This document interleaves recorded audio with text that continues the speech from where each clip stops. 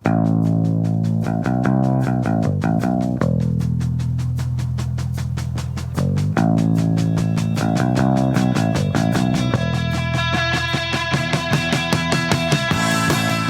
Verstappen is the Formula One world champion.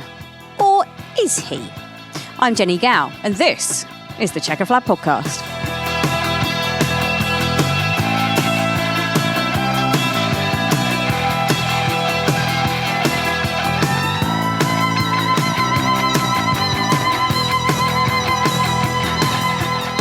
So Max Verstappen beats Lewis Hamilton and takes the checkered flag to win the World Championship of 2021. But Jack Nicholls, it was kind of inevitable. It's not over yet. No, as we speak to you now, everybody's packing up all around us. All the TV people have gone home, but we're still here. I think a lot of them actually haven't gone. They're just all still in the paddock. Well, yeah, exactly. No, Hamilton was going to win the championship in the bag. 5 laps to go. Nicholas, is that our plane? I think that's your plane. Go, wait, goodbye. Bye-bye, plane. 5 laps to go. Latifi puts it in the wall. Safety car deployed. And then... initially, my initial thought was, that's it. The race is done. They won't get a lap out of this because it was quite a messy shunt from Latifi. Then they fire extinguished it. But they managed to... Basically, the FIA managed to sort of rush it through to get racing going again. But Verstappen was able to pit, come out with a fresh set of tyres. He's on a brand new set of softs, or, 3 or 4 laps old. Hamilton's on a 30-lap-old set of hards. He was kind of a sitting duck. Verstappen wins. Mercedes not happy. They protest the fact that Verstappen maybe overtook behind the safety car. They also protest the release procedure because in the rules you have to let all of the lapped cars past. The FIA didn't. They let 5 specific ones past, only the ones between Hamilton and Verstappen. The chosen ones. The chosen ones. And they think that was unfair. And that's where we are, really. But I think we have, we'll do this podcast, I think, as if Verstappen is the champion, because he is. He won the race, and that's the current situation we're in. But just messy Palmer. It's just the absolute nightmare. Jennie's opening to the show is what everyone feared this week. Max Verstappen is the champion, or is he? It's Sunday night in the end of the Formula One season, and we don't know who's the champion. The curtain's been drawn, curtain's fallen. It's fallen with a kaplunk. Fireworks were going, and there's uncertainty, and it's just ludicrous. It's just so annoying to have these uncertainties, and the bulk of it seems to be with the FIA. There's a secondary question of, did Verstappen overtake Hamilton under the safety car? For me, that's a nothing key. At one point, he had his nose slightly ahead. It's a little bit silly from Max, but it's a slap on the wrist. It's the same bracket as was Lewis holding back too much from Max at the start in Jeddah. Did Max do a slight start from the pit lane in Jeddah? These are the little tiny things that happen, and it's a nothing. The second one is not a nothing. It's what's going to be argued about because, there's rules that need to be followed for the FIA really to basically run the show with. And have they done that? Have they followed that? That's what the contention is from Mercedes. This one's above our heads really on a sporting level. There's so many complexities to it. What I would say in counterpoint to yours, Jack, I don't know if my point. We need a barrister.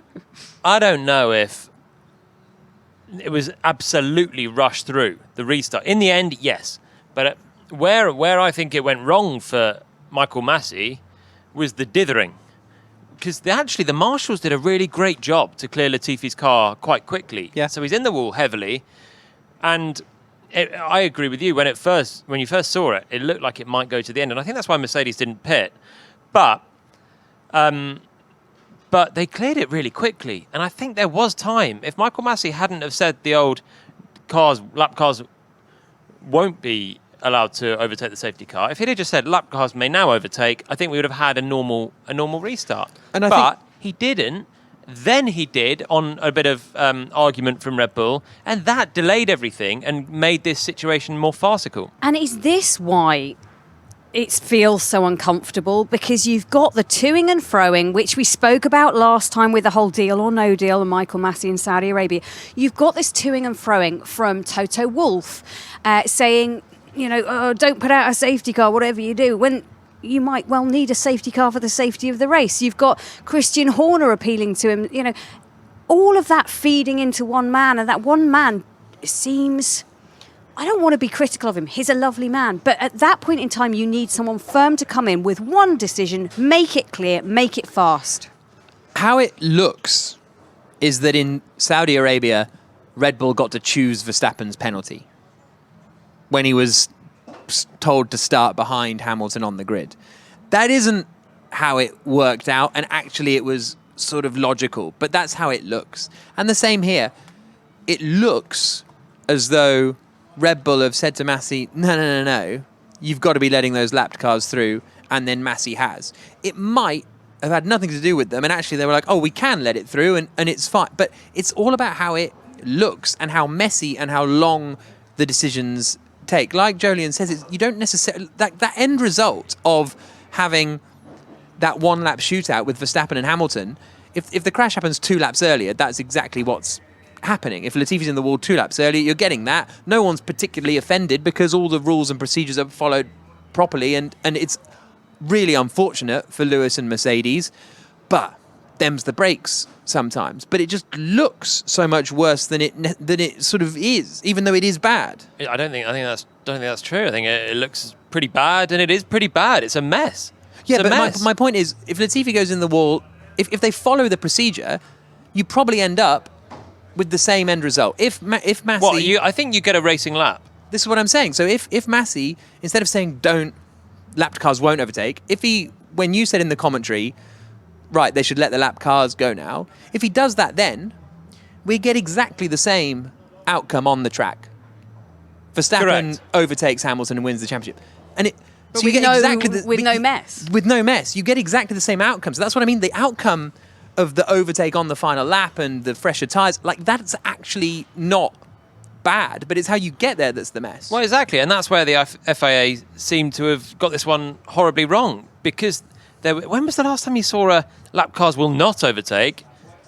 Oh no, hang on, they will overtake. With but only 5 good amount of time, and only 5 of them, and at the same time it's like lap cars may overtake, also the safety car's coming in now.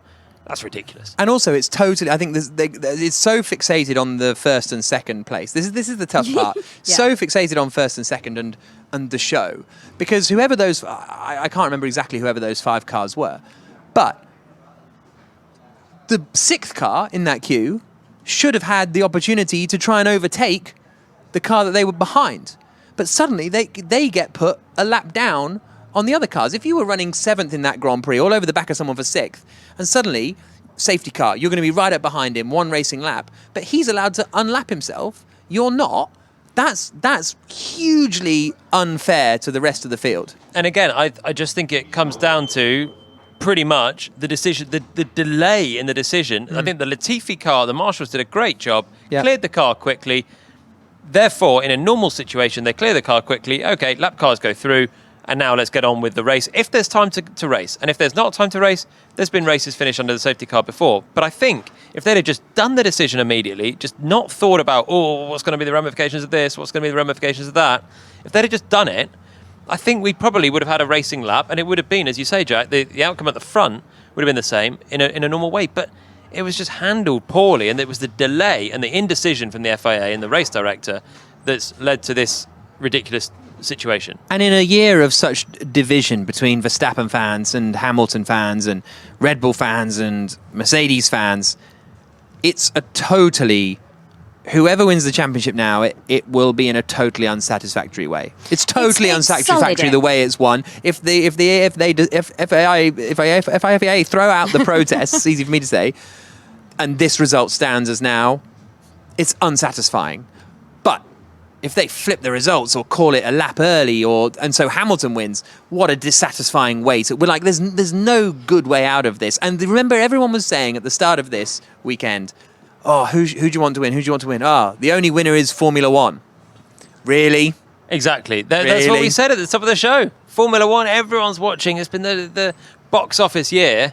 And it's ended up right now looking a little bit silly. So this is my question. How bad is this situation for Formula One? Maybe it's great. Are we not in a position to be able to tell? Because we're so in the... I mean, Formula One is all about being in the bubble. This is a good situation? Explain. It's box office. It's absolute box office. Everyone is talking about it. Everyone about. No, Jack, come on. No, I agree. Look, for me and the sport, bad. But all the new fans who've watched this year or watched after Saudi and Saudi's chaos, surely they're loving it. It makes a mockery. Look, of F1, of the FIA. If you don't know the rules, which has been one of the talking points of this season, the drivers don't even know the rules. And then we get to the last race of the season and it looks like the rules are being changed as we go through the race. And Mercedes have a barrister here just in case this happened or something happened that they needed to try and protest. That's where we are now. And surely that's a question mark on one of the biggest sporting events we've seen this year. Are people not texting you going, what a crazy race that was, who don't watch Formula One? The race, but not what's happening now with the stewards and the lawyers. People enjoyed the race. I don't think... And the last lap of the race. What's going on since? And it's a result of the late decisions from the FIA. What's going on now is not box office, it's stupid. I don't disagree. I'm being relatively devil's advocate. I know you are, because we're trying to inform, we're trying to be balanced, we're trying to give everybody a voice. And it's very frustrating, I think, for everybody who's still in the paddock, who just desperately wants a result. Well, now I'm hearing there will be a decision made tonight. But will that decision then be appealed in the International Tribunal? Possibly. So this could go all the way to Paris, because I don't see either side backing down. Let me just read you what George Russell said. He took to Twitter and said in caps, "This is unacceptable," with 4 exclamation marks, and then went on to say, "Max is an absolutely fantastic driver who has had an incredible season, and I have nothing but huge respect for him. But what just happened is absolutely unacceptable. I cannot believe what we've just seen." George Russell, Williams driver, who is going to Mercedes next year, so there is slightly vested interest in that. But Jolyon, the drivers are central to this championship. If they're not happy, if they don't know the rules, how can you carry on with more F1 next year if there is this grey area? Surely there needs to be some sort of summit meeting to get this nailed down. Well, this is a different issue to the whole racing rules and everything else and all the grey areas that have gone by. But it's just more blurred lines of, are the FIA making things up on the spot? And that's kind of why we have the grey areas in racing anyway. Yeah. But it's now just come into actually deciding the basics of when can you have a safety car restart. If you're an official, you gotta know this. You've got to know what you can and can't do. It's just, that's the stuff that I think is just baffling. The drivers, they'll do what they're told at the wheel. They don't really know the ins and outs of the legals of. I don't think Max or Lewis did when they finished the race either. There's got to be one clear lap. All the lap cars must go through. I didn't know this when I was driving. But then you get into the legals of it, and it's just a terrible situation. Yeah. Well, let's hear from the drivers. This is what they had to say before they knew that there was a protest, and I think it's fair to say both of them were respectful, and Max Verstappen, brand new world champion, was elated.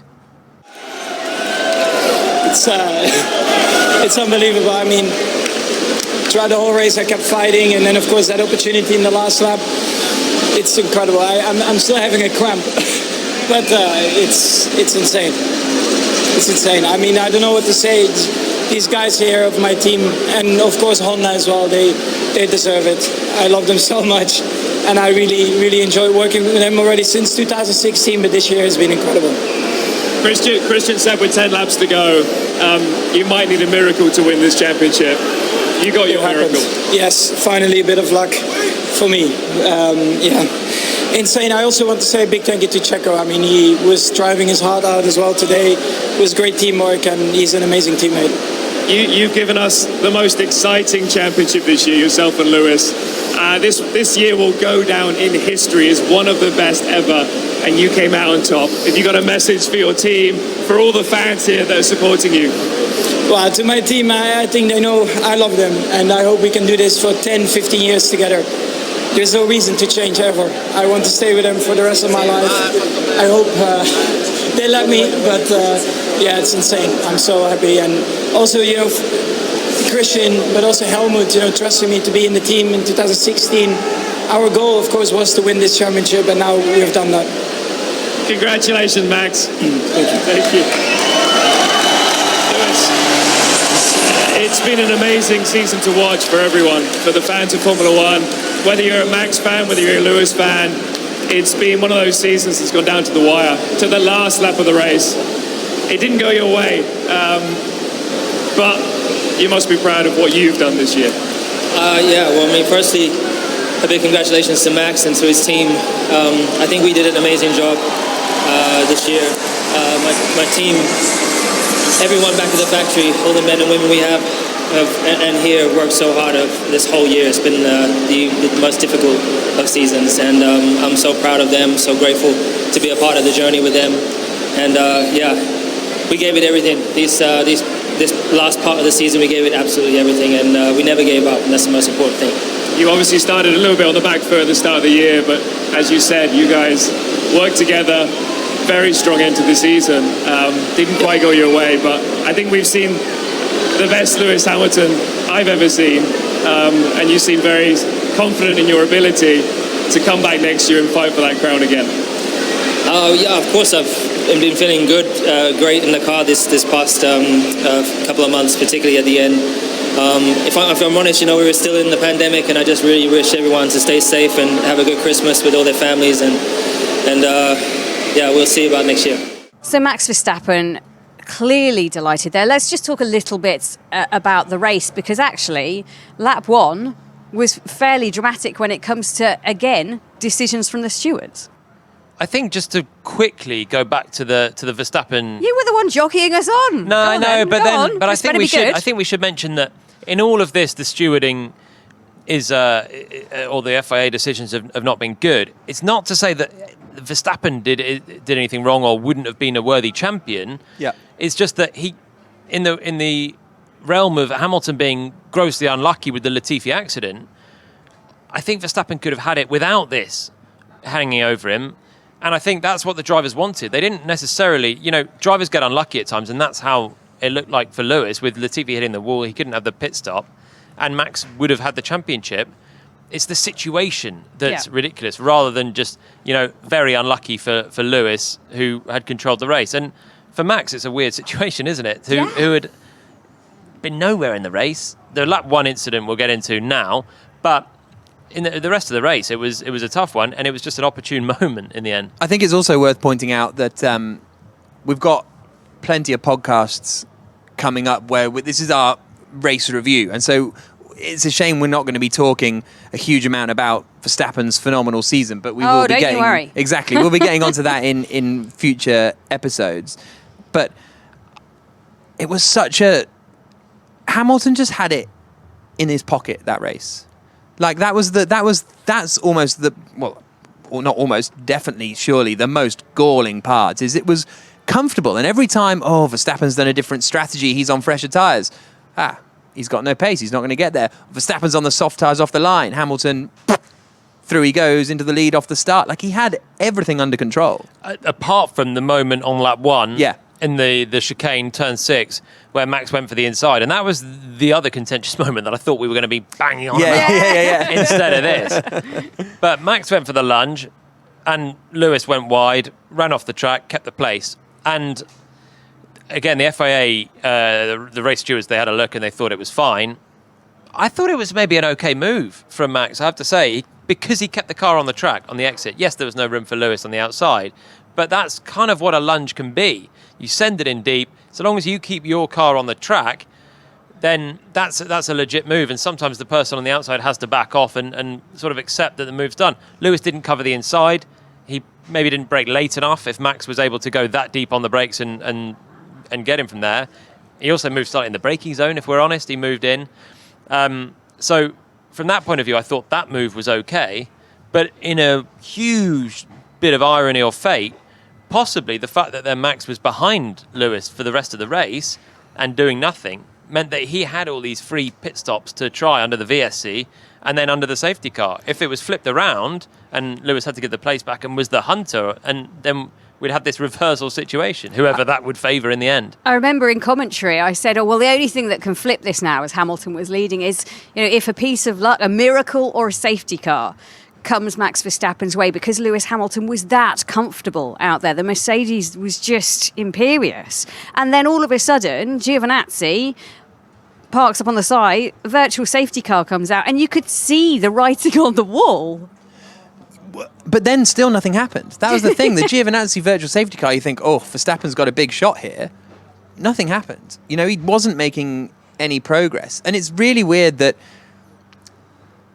if Hamilton had won, it would have been harsh on Verstappen that he wasn't allowed to keep that first lap move. Because I think overall it was pretty good. Well, good. And he had the move, he had the apex, he had the lead.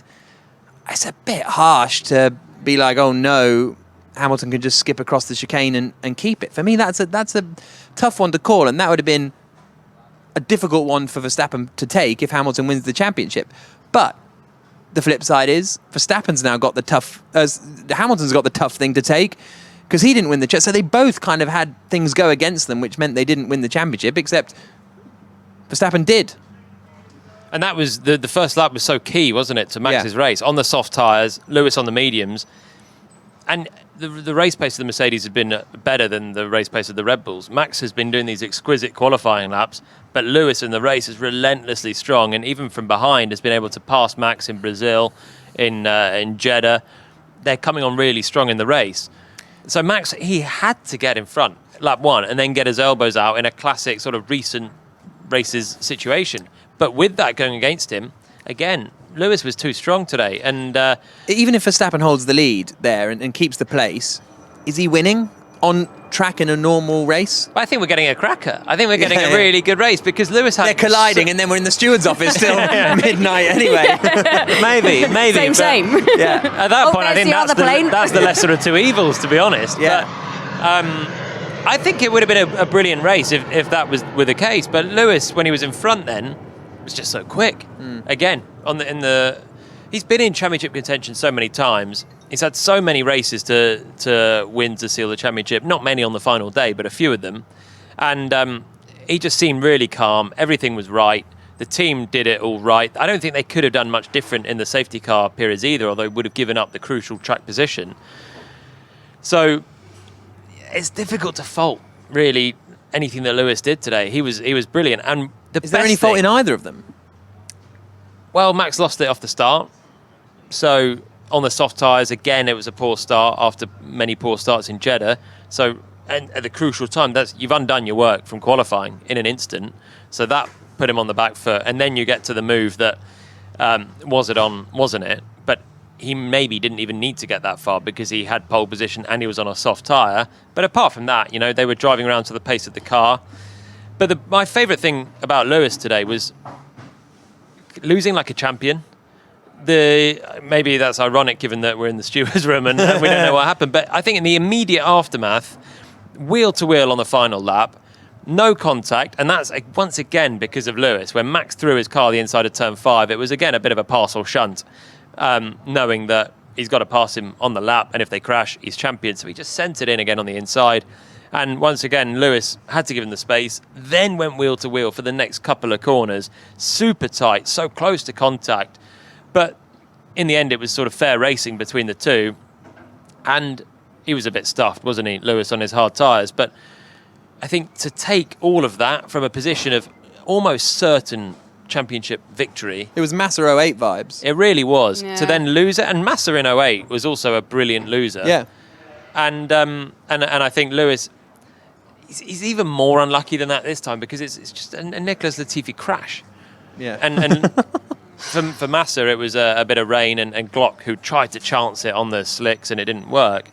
But Latifi was at the back of the field and he just fighting had with Mick Schumacher, yeah, wasn't he was not having a good race and he just had a simple oversteer, hit the wall, and that cost Lewis Hamilton the championship. Were you surprised Verstappen went at turn 5? I wasn't when commentating on it. It was like, right, he's going to be right behind him coming down the straight, and then he's gone for it. That's what I thought as well. But I think he just had to go the first possible opportunity, and I think again it was a case of huge aggression. And there's no DRS at that point, so the straight isn't a given. Yeah, and I just think is first chance you get to try and take the lead, do it, and then cover the inside, which is exactly what happened. It was again super aggressive, but Max, a bit like Jeddah, was driving with the knowledge that if they crash, he wins, and so he went to the inside, chucked it in, super aggressive, and it paid off, and it was an okay move. It was good on the better tyres. If the championship roles were reversed, then I think he might have had to be a bit more patient with it. I know Lewis Hamilton was gutted. He was sitting upstairs in the Mercedes hospitality unit. And I think because of the way that it was done, and we've said all along, as we've already pointed out, everybody wanted this to be clean and fair. And I don't think anybody would have predicted that this would be the unclean, unfair way that it would end. Especially after such a clean and fair final lap. Like, that's the biggest irony of it all. It was a really great final lap. Yeah, okay, there was sort of not unfairness to it, but a disparity to it in terms of Hamilton's on the old tyres, Verstappen's on the fresh. But it was really great racing. They were so close. It was going down into 9, and Hamilton looked to the outside. It was unbelievably tight. It was fantastic in just the most fundamental sense of the word. So it was clean and fair for the final lap to win the championship. It's exactly what you want. And so it's such a shame that isn't what we've spent the first 15 minutes talking about. Where does F1 go from here?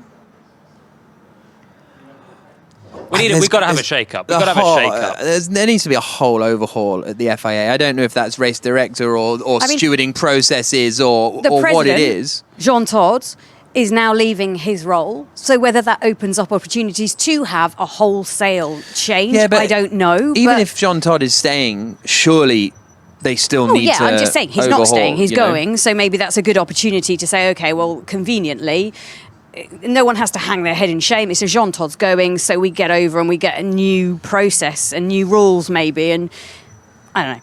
I think there's two sides. I think Formula One is in such a strong position at the end of this season. That's the irony of it. Formula One has had an incredible season. 2 greats going wheel to wheel, many good fair races, a couple of contentious points. It adds to the drama. But the FIA and the governing of these races is where time and time again this year there's dissatisfaction. Yeah. Okay. Look, we need to wrap things up. As Jack said, we're going to have a show on Monday nights on BBC Radio 5 Live. We are going to have more podcasts to come this week, more content. Of course, we'll talk about the results when it comes through. Plenty on the BBC Sport website as well. Andrew Benson is scurrying around in the paddock as we speak. But we have to do Driver of the Day. It's a no-brainer. Because it's a no-brainer. Who is it? Yuki Tsunoda. Oh, come on. Who is it? Fourth place. His best ever career result was great in qualifying. Yuki Tsunoda, driver of the day. How good was Perez? Perez, it's got to be Perez. I've forgotten about, but we didn't even discuss that. I know. It was fabulous. Perez holding up Verstappen. That defence was epic. Some of the best Formula One I've ever seen, actually. And he's done. It's not the first time he's done it. No. This season, he's done it on a couple of occasions, and I thought he's just a breath of fresh air when he drives like that. It's skillful, it's clean, it's everything you want F1 to be. Yeah, he did it. He did the job for the team, didn't he? Put them in a good position. And it was really just great to watch, wheel to wheel. That's someone having to fight so hard for an overtake. And he stuck relatively with Hamilton and Verstappen in the first stint as well. In the kind of grand scheme of things, he didn't drop massively off. And I'll tell you what's critical that we haven't even touched on in all of this, but I'll drop this bombshell right at the end. Oh, yeah. Bottas had a shocker. Oh, yes. Now, did that cost Hamilton the title? If Bottas is within pit stop window of Verstappen, Verstappen is not having free stops willy-nilly. Palmer pulled it out of the bag right at the end. Great driver for the team for so many years. His last race he went missing, and it meant that Verstappen had free stop at VSC, free stop at the safety car. If you've got another Mercedes there within 23 seconds of him, George in a car that's quicker with Lewis Hamilton at the wheel, he can't do it, and Hamilton's the champ. George Russell's not letting that happen, is he? when he gets into that car next year, George Russell is going to be feistier than Bottas. Now, Bottas exceptionally good at qualifying, but I think Mercedes need, if they're going to be challenged by Ferrari maybe next year, they're going to be challenged by Red Bull again, they are going to need a second driver who can step up and actually do elbows out like Perez did. Perez has his weaknesses, but today he was epic. Well, that's we'll have to wait for next year, won't we, to see the difference of Russell and Bottas. And Bottas has been solid, but when it counted, couldn't help his teammate. And Perez did everything he possibly could, and he was in contention to do so. So many hypotheticals of this season. Like, it's just mad. Can I final question before you go and run and get your flights? Have you enjoyed this season, and how much? Oh, how much? Have I enjoyed this season? I would say yes, because it's been the best Formula One season of all time. So I think a lot, then? It'd be a bit. So I would say 1,000,000%. I mean, it's just been absolutely wonderful. It's been such a pleasure. Look, it's been an absolute pleasure to be here at the final race of the season, the most anticipated race in Formula One history. It all goes nuts. Like, even though the post-race stuff is stupid, when you're over in the paddock, we're in the TV compound now, just as we're packing up to go. But when you're over in the paddock, it's so buzzy. And everyone's just rushing around. What have you heard? What have you heard? Everyone's talking to each other networks, and then suddenly we're asking Patrick Kluivert what he thinks about it. And like, it's just the most surreal, mad place in the world, and that's why it's the greatest sport in the world. Jolyon? Yeah, what a season! Best season ever in Formula One. It's been epic, and we just had race after race after race, and you're thinking, we're due a dull one. Today was maybe due to be dull. I was texting the producer during the race saying, such a shame the season's ending like in just this Hamilton dominant win. There's not even any jeopardy. And you would come in sometimes, Jennie, being like, Hamilton's tire's going to last, and we're all trying to build the jeopardy, but they are. It's going to be fine. And then boom. This is 2021. You never know until the last lap of the last race. And you know what? You don't even know after that either. On that note, we shall let you get your flights home. I'm flying slightly later, so I'm all right, Jack. Literally. But I just want to say to you guys at home, thank you so much for making what we do so much easier. The interactions, the support, the appreciation for everything that's happened in Formula One this year. It really has been an honour to be able to comment on this season and the season that has been 2021. Stay with us. More Checkered Flag to come across this week and before Christmas. Jack Nicholls. Do we need to thank the producer Patrick Whiteside? Absolutely. Yeah. He wanted to. He kicked off yesterday because he never gets a mention. So there you go. At dinner, he was very sad because he was like, I never get talked about. So Patrick, are you ready to go, Paddy? Are you ready? Yeah, great. He's ready. Okay, Paddy has done a great job this year in making sure we get everywhere on time. Can I give him an honorary honour?